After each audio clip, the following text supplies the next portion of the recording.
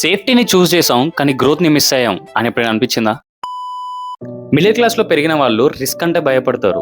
ఇది ఏదో వాళ్ళకున్న భయం వల్ల కాదు, వాళ్ళ ప్రీవియస్ ఎక్స్పీరియన్సెస్ వల్ల. మనీ లేకపోవడం ఎలా ఉంటుందో వాళ్ళకి తెలుసు. అందుకే సెక్యూరిటీస్కి ఫస్ట్ ఇంపార్టెన్స్ ఇస్తాడు. ఒక job, fixed income, safe life, ఇదే వాళ్ళ ప్రియారిటీ ఉంటుంది. కానీ ఈ మైండ్ సెట్ అనేది ఒక లిమిట్ వరకే ప్రొటెక్ట్ చేస్తుంది.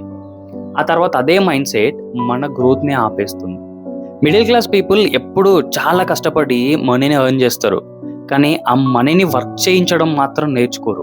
అందుకే చాలా మిడిల్ క్లాస్ పీపుల్ ఇంకా మిడిల్ క్లాస్ లాగానే ఉంటున్నారు. ఎఫ్డి, సేవింగ్స్, గోల్డ్ ఇవి ఉంటే సేఫ్ అనుకుంటారు. అదే బిజినెస్, ఇన్వెస్ట్మెంట్స్ వీటి గురించి మాట్లాడితే డేంజర్ అనుకుంటారు. రిచ్ మైండ్ సెట్ అంటే రిస్క్ అంటే భయం లేకపోవడం కాదు, రిస్క్ని మేనేజ్ చేయడం. మిడిల్ క్లాస్లో మనం లైఫ్లో ఎప్పుడు ఫెయిల్ అవ్వకూడదు అనే ఆలోచనలోనే ఉంటాం. కానీ సక్సెస్ఫుల్ పీపుల్ ఫెయిల్ అయినా కూడా ఫెయిల్యూర్ నుంచి నేర్చుకొని ఎలా ఎర్న్ చేయాలో ఆలోచిస్తుంటారు. మిడిల్ క్లాస్ మైండ్ సెట్ తప్పు కాదు, కానీ లైఫ్ లాంగ్ అదే మైండ్ సెట్తో ఉండడం తప్పు. పేదోడిగా పుట్టడం నీ తప్పు కాదు, కానీ పేదోడిగా చనిపోవడం నీ తప్పే. నీ స్టేటస్ మిడిల్ క్లాస్ అవ్వచ్చు, బట్ నీ ఆలోచనలు వాటికి లిమిటెడ్గా ఉంచకు.